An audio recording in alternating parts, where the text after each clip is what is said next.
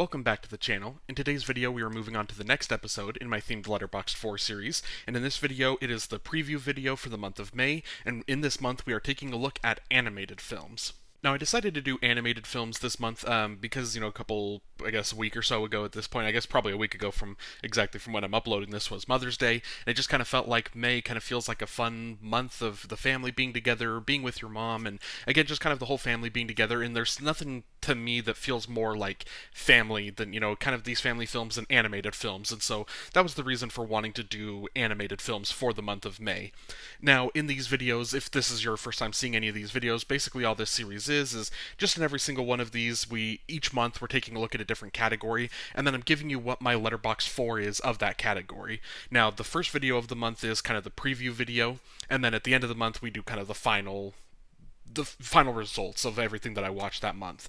So in this video, we're just going to go over what my current Letterboxd 4 is, and then I'm going to give you three contenders, three films that are close to being in my Letterboxd 4 that I haven't seen in a while, and maybe they're able to jump in there. And then I'll give you three films that I haven't seen, because part of this series, the fun of it, is just going out and finding these films, the classic films that I just have been neglecting and haven't seen, and watching those and see if those have a shot of cracking into that Letterboxd 4. Now, this is the part right before we get into it where I kind of go over the rules in the exclusions. The rules are pretty simple for this one. Obviously, it just has to be an animated film.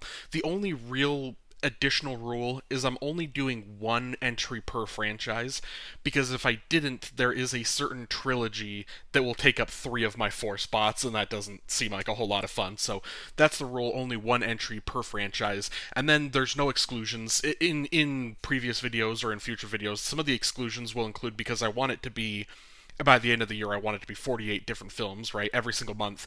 Once a film is used in a previous Letterboxd 4, it's not eligible going forward. And so that's where we get here the animated films. I haven't picked an animated film in any of the previous months so far, so there are basically no exclusions. So without further ado, let's take a look at the current Letterboxd 4, The Incredibles, Monsters, Inc., Spider-Man Into the Spider-Verse, and Toy Story 2. Now here, Toy Story 2, Toy Story is the franchise that is, if I didn't put a limit on it, Toy Story 1, 2, and 3 would all be in my final Letterboxd 4, which again doesn't seem super fair. It may seem a little interesting. You might notice that I picked Toy Story 2 as my favorite of the franchise, but again, I love them. They're all 5 stars. They're all three of like my favorite movies of all time. For some reason, as much as I love Toy Story 3, like objectively, I think that's a lot of people's favorite film in the franchise because it is so good. And as much as I do love it, I Toy Story was like the first movie that I fell in love with as a kid. Like that was my childhood. That was my favorite movie as a kid. It was Toy Story. So I favor 1 and 2. I think maybe a little bit more than 3, but I think ultimately I kind of lean 2 over 3. I just have so much fun.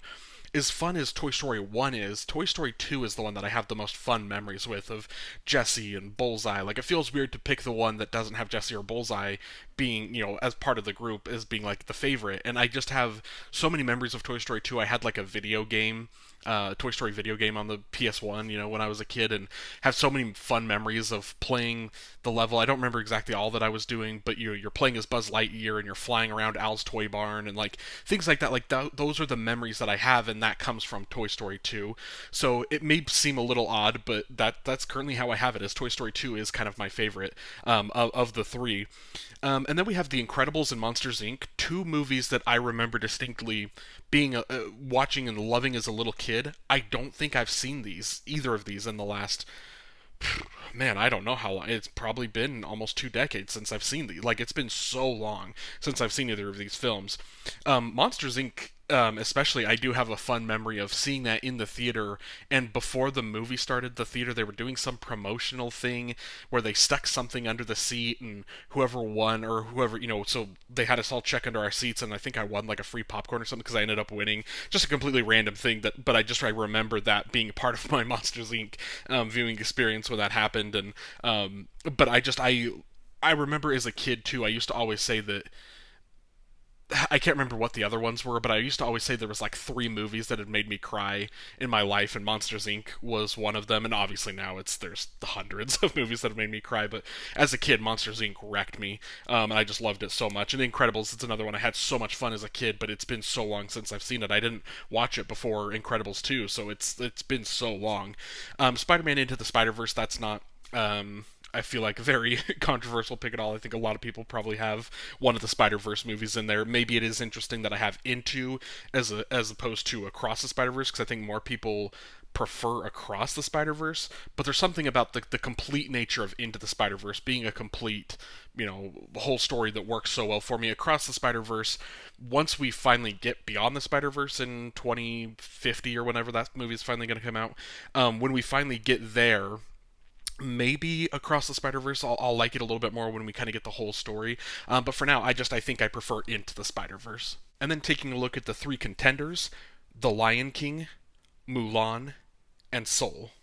Now these are interesting. The Lion King, I think, is a lot of people's like kind of considered like their favorite like Disney animated film. Like so many people love The Lion King, and I do like but it never was like my favorite necessarily in a way that like Mulan was. Like I think I Mulan is the one that I don't think a lot of people talk about as like being their favorite, but for me as a kid, I just loved Mulan.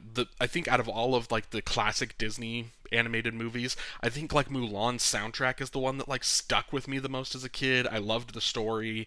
I loved kind of the action, the adventure of it. There was just a lot about Mulan that I truly had a fun time. But again, Mulan's another one I haven't seen in 15, 20 years. It's been a long time since I've seen it, so I'm excited to rewatch that.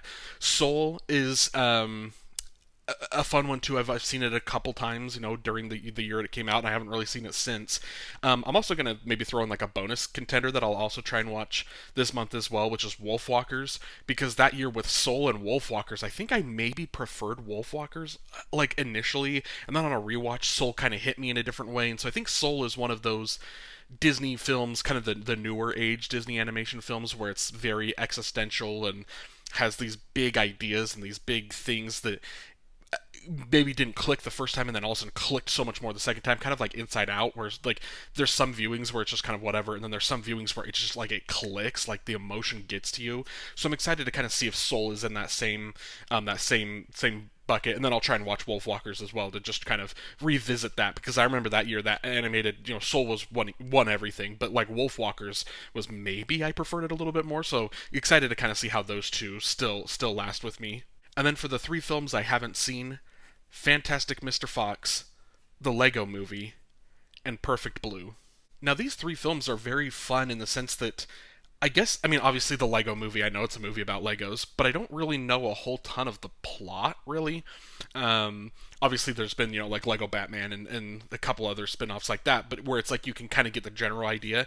I don't really know what the general idea of The Lego Movie is, just because I didn't see it, and it wasn't really much of a Lego kid, and so it's just like it wasn't anything that I was like super interested in getting to, and here it's been years later, just didn't watch it, but I've heard nothing but great things. Like people truly love the Lego Movie. Fantastic Mr. Fox is one that, again, I'm aware that it's like Wes Anderson, and I'm aware that it's like a star-studded cast, but don't really know anything about the plot. And then Perfect Blue is a fun one in the sense that I really don't know anything. Like, I do not know anything about this film other than I've seen the poster and it pops up a lot on like Letterboxd lists, and every now and then, like, it'll be for no reason, someone that I follow on Letterboxd will just log it, once every couple months. It feels like it's constantly kind of popping up on my Letterboxd. So I've just seen this poster, I've seen a lot about it, and I see that when I clicked on it, because I was trying to find this, get this list together, I saw that it's like a 4.5 or like a 4.6, like it's incredible rating. So don't really know anything about it, super excited to watch it, and honestly, that's a fun way to watch movies, is just to know nothing about it, but just giving them that shot. And again, I say this in every one of these preview videos, these are the three that I'm guaranteeing that I'm going to watch, but I'm going to watch as many more as I can, so leave your comments down below of your favorite animated movies of all time. If you've seen any of my results videos, you see that I obviously blow, because I just named 10 films here, I obviously blow way past 10. It's usually in the 20 to 30 range of how many movies I actually end up watching that month. So again, just leave your comments down below, and I'll try and get to as many different kind of animated films as I can this month. And that's it. thank you so much for watching this video. Again, just leave those recommendations down below in the comments, or just leave your comments on what any of these films that I talked about if you like these as well. I'm excited to. I've already, like I said, we're a couple weeks into May already, so I've already watched a whole bunch of these, and I'm excited to kind of see how this Letterboxd 4 kind of shapes out. I also didn't mention earlier that I was excited to do animated films this month because I kind of made this realization last month when I was doing my comedies video that I was like trying to pick what things classify as comedies, and then all of a sudden I noticed there was this whole bucket of like animated movies that are comedies, and so I kind of had this weird thing of like, obviously animated movies should have I should have qualified some of those in that comedy category, but I think ultimately because I knew this was the next month of giving animated movies their whole like own segment or their whole video, I kind of decided to lean against it, picking animated in the comedies. But again, there's a lot of these, especially like Toy Story. Spoiler that one of the Toy Stories is not leaving the Letterboxd 4, but like those are some of my favorite comedies of all time. Like there's so many animated movies that just they fit in so many categories. So I'm excited to give them their own category to really kind of just explore that whole genre. But again, thank you so much for watching. If you'd like to like this video and then subscribe to the channel so you don't miss any future videos in this series or any of the other series that I have going on my channel, I would greatly appreciate it. And have a great day.